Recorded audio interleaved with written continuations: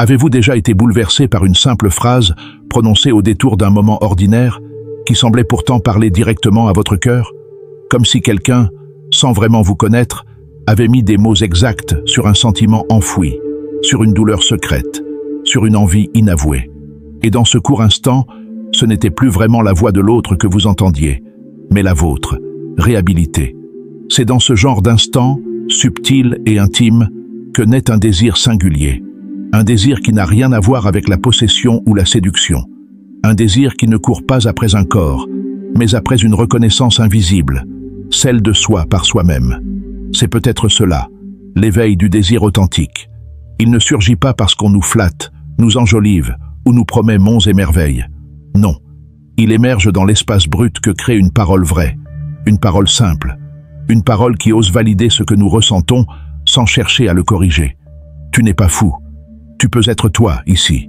Tu n'as rien à prouver. Ces phrases ne sont ni littéraires, ni impressionnantes, mais elles percent une brèche dans le mur qu'on s'est construit pour survivre. Elles contiennent la permission qu'on attendait sans même le savoir. Un jour, un homme racontait comment il était tombé amoureux d'une femme simplement parce qu'elle lui avait dit « Tu n'as pas besoin de parler pour que je te comprenne ». Cette phrase l'avait foudroyé, pas parce qu'elle était belle, mais parce qu'elle touchait la racine de son silence. Toute sa vie, il avait appris à se taire pour ne pas déranger, à rester fort, à ne pas pleurer. En un instant, elle avait vu cet enfant muet derrière l'adulte solide. Ce n'était pas elle qu'il désirait, c'était la paix qu'elle avait activée en lui. C'est là tout le paradoxe. Le désir naît souvent d'un miroir, mais pas celui qui renvoie une image parfaite, celui qui reflète ce que nous n'avons jamais osé regarder. C'est à ce moment que la psychologie de Carl Jung devient précieuse. Il ne parle pas du désir comme d'un caprice, mais comme d'un appel de l'ombre. Cette part de nous que nous avons bannie, censurée, oubliée, revient frapper à la porte déguisée en émotions fortes, en fascination, en trouble. Nous pensons être attirés par l'autre, mais en réalité, nous sommes ramenés à nous-mêmes. Le cœur s'accélère non parce que l'autre est exceptionnel, mais parce qu'il nous réveille. Il touche, sans le vouloir, la corde sensible d'une identité muselée. Et pourtant, nous continuons souvent à chercher des mots pour séduire, convaincre, manipuler peut-être. Nous avons oublié que les mots les plus puissants ne sont pas ceux qui embellissent, mais ceux qui révèlent. Que le langage le plus désirable est celui qui parle au silence intérieur. Ce n'est pas l'éloquence qui touche, c'est la vérité. Une vérité incarnée, nue, presque maladroite parfois, mais sincère. C'est là que l'on ressent un frisson. Ce frisson-là, ce n'est pas une simple émotion. C'est la preuve que quelque chose a été vu, senti, reconnu. Et ce n'est pas seulement dans l'amour qu'on rencontre cela. Un professeur, un ami, une personne croisée dans un train peut devenir ce révélateur. Il suffit d'un mot juste, au bon moment. Ce mot ne crée pas le désir. Il le dégage. Il l'arrache de l'obscurité. Il murmure à l'âme qu'elle n'est pas seule, qu'elle peut enfin se redresser et respirer. Et cela suffit à bouleverser une existence. Il y a des mots qui restent. Ils ne claquent pas. Ils ne brillent pas. Ils s'installent doucement, comme un souffle chaud dans une pièce froide. Et sans prévenir, ils s'enroulent autour d'un souvenir, d'un vide, d'une blessure qu'on croyait enterrée. Ce ne sont pas toujours des mots exceptionnels. Parfois, ils sont presque banals. Mais quelque chose, dans leur façon d'arriver jusqu'à nous, dans le regard ou la voix qui les porte, les rend inoubliables. Ils s'impriment, comme si la chair de l'âme reconnaissait en eux une empreinte ancienne, familière, oubliée. Ce que l'on appelle désir, ce vertige soudain vers un autre, ne serait-il pas, au fond, un mouvement vers soi-même? Une sorte de basculement qui nous oblige à nous voir autrement, sous un autre angle, avec moins de défense. Il ne s'agit pas seulement d'une attraction, mais d'une collision. Un télescopage entre ce que l'on montre et ce que l'on cache. Une phrase qui tombe juste peut devenir un séisme intérieur. Et dans cette secousse, ce n'est pas l'autre qu'on cherche à posséder, c'est une part de soi qu'on sent enfin exister. Quand quelqu'un vous dit quelque chose que vous avez toujours rêvé d'entendre sans jamais l'avouer, que se passe-t-il exactement? Ce n'est pas seulement agréable, c'est souvent douloureux, parce que cela vous confronte à ce que vous avez nié, à ce que vous avez rangé dans les tiroirs du silence. C'est comme si ces mots vous rappelaient brutalement que vous méritez ce que vous n'avez jamais osé réclamer, que vous avez le droit de ressentir ce que vous avez appris à taire. Et ce rappel-là est bouleversant. Un jour, Une femme m'a confié qu'elle était tombée amoureuse d'un homme simplement parce qu'il lui avait dit « Tu peux t'effondrer, je ne bougerai pas ». Elle n'avait rien demandé. Elle n'était pas en larmes. Mais ces mots avaient ouvert une brèche. Toute sa vie, elle s'était tenue droite, forte, impeccable. Elle avait appris à ne pas dépendre, à ne pas déranger, à être solide pour les autres. Et là, dans cette simple phrase, se nichait une promesse, celle d'être accueillie dans sa chute. Pas redressée, pas réparée, juste contenue. C'est cela, parfois, qui éveille le désir. Sentir que l'on peut enfin cesser de jouer un rôle. On croit souvent que le désir est lié au manque. Mais peut-être est-il parfois un élan vers ce qui nous complète, ce qui nous assemble. Ce n'est pas une demande de combler un vide, mais une volonté d'unifier ce qui a été divisé. Et les mots, dans tout cela, sont des ponts. Ils ne créent pas l'émotion, ils l'éclairent. Ils ne remplacent pas le vécu, ils l'authentifient. Ils ne séduisent pas au sens classique, ils résonnent. Et cette résonance est, à elle seule, bouleversante. C'est pour cela que l'on peut se sentir attiré par une personne qui ne correspond en rien à nos critères habituels. Parce qu'elle parle le langage que notre silence comprend. Parce qu'elle dit quelque chose qui nous traverse, sans fioriture. Et tout à coup, ce n'est plus la beauté, ni l'intelligence, ni l'humour qui compte. C'est l'effet. L'effet brut de cette parole qui s'est posée au bon endroit, au bon moment. Il y a des gens qui parlent pour plaire, d'autres qui parlent pour exister. Et puis il y a ceux qui parlent vrai, qui disent peu, mais juste. Et ceux-là ne séduisent pas tout le monde. Mais ceux qu'ils touchent, ils les touchent profondément. Parce qu'ils ne visent pas le paraître. Ils réveillent l'être. Il s'appelait Elias, 38 ans, une voix grave, des mains abîmées par le bois qu'il sculptait. Il ne parlait pas beaucoup, pas par timidité, mais parce qu'il avait compris tôt que les mots n'ont de valeur que s'ils viennent de loin. Il disait souvent « Ce qui sort trop vite n'a pas eu le temps de mûrir ». Et il souriait à moitié, comme s'il n'était jamais vraiment tout à fait là. Un jour, une femme est entrée dans son atelier. Elle s'appelait Maëlys. Elle n'était pas là pour acheter une sculpture. Elle s'était simplement réfugiée à l'intérieur, trempée par la pluie, fuyante d'une conversation qu'elle n'avait pas su affronter. Elias ne lui a pas demandé ce qui n'allait pas. Il lui a juste tendu une serviette, puis a repris son travail, en silence. Il ne l'a pas regardée pour l'observer, mais pour lui faire une place, naturelle, sans insistance. Et puis, sans la regarder, il a dit cette phrase. Parfois, c'est dans les bois abîmés qu'on taille les plus belles formes. Elle n'a rien répondu, mais quelque chose, en elle, s'est effondré doucement. Pas dans la douleur, plutôt dans une sorte de soulagement. Comme si, sans connaître son histoire, il venait d'en raconter le cœur. Ils ne sont pas tombés amoureux. Pas tout de suite. Ce n'était pas une histoire comme les autres. C'était une lente reconnaissance, faite d'échos discrets, de silences partagés, de regards qui ne cherchent pas à séduire, mais à voir. Chaque mot prononcé entre eux pesait, non pas par lourdeur, mais par densité. Ils ne parlaient pas souvent, mais quand ils le faisaient, ce n'était jamais pour remplir un vide. C'était pour nommer quelque chose de vrai, et c'est cela qui les a rapprochés. Maëlys avait toujours eu peur de ne pas être assez belle, assez douce, assez forte. Elle s'était modelée sur les attentes, les compliments, les refus. Elle avait appris à dire ce que les autres voulaient entendre, et à taire ce qui la dérangeait. Mais avec Elias, il n'y avait rien à ajuster. Il ne cherchait pas à comprendre pour mieux la cerner. Il écoutait pour mieux la laisser exister. Un jour, elle lui a demandé « Pourquoi tu ne dis rien quand je pleure ?» Il a haussé les épaules, doucement, et a répondu « Parce que je n'ai pas envie d'interrompre ce qui est vivant. » Elle a pleuré plus forte encore. Pas de tristesse, mais de reconnaissance. Il n'y avait pas de conseil, pas de jugement, pas de solution. Juste une présence. Une de celles qui guérissent sans rien faire, simplement parce qu'elles ne fuient pas. Le désir, entre eux, n'était pas une course vers l'autre, mais un accueil, une autorisation d'être, pleinement, sans costume. Ce n'était pas la tension du manque, mais la paix de la rencontre.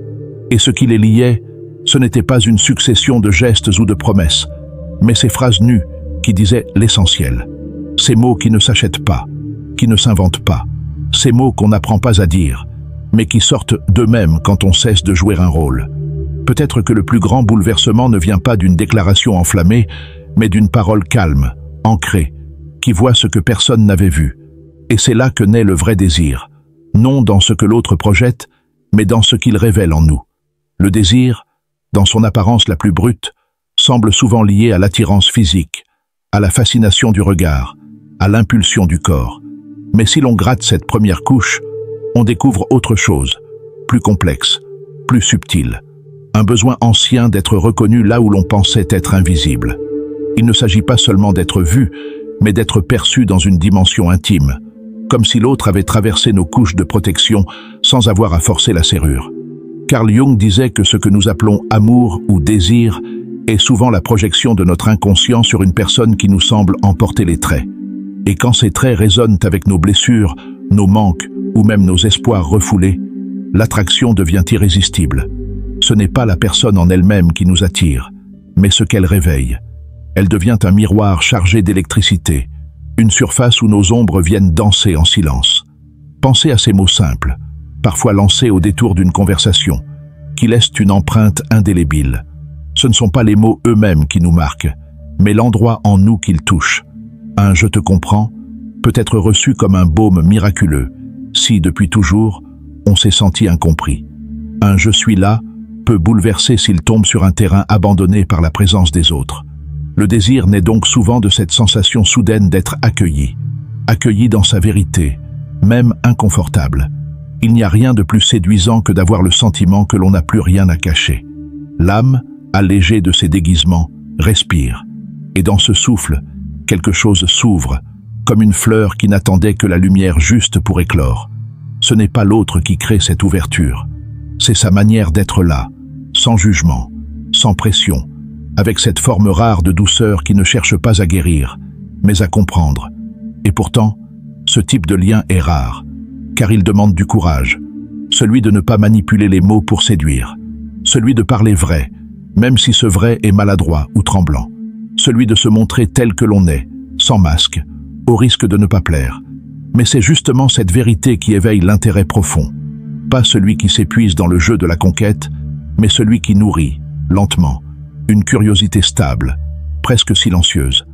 Dans nos relations, nous avons tous appris à nous présenter d'une certaine manière, à dire ce qu'il faut, à omettre ce qui pourrait déranger.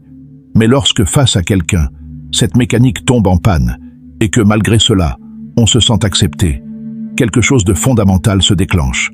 C'est cela, le point de bascule. Ce moment où le désir cesse d'être une tentative d'approche, pour devenir un mouvement de dévoilement. Plus qu'une pulsion, une permission. Ainsi, les mots qui éveillent le désir ne sont pas ceux qui cherchent à impressionner. Ce sont ceux qui résonnent avec notre vérité enfouie, ceux qui donnent le droit d'être sans performance. Et lorsque cela se produit, l'attraction n'est plus un jeu de rôle.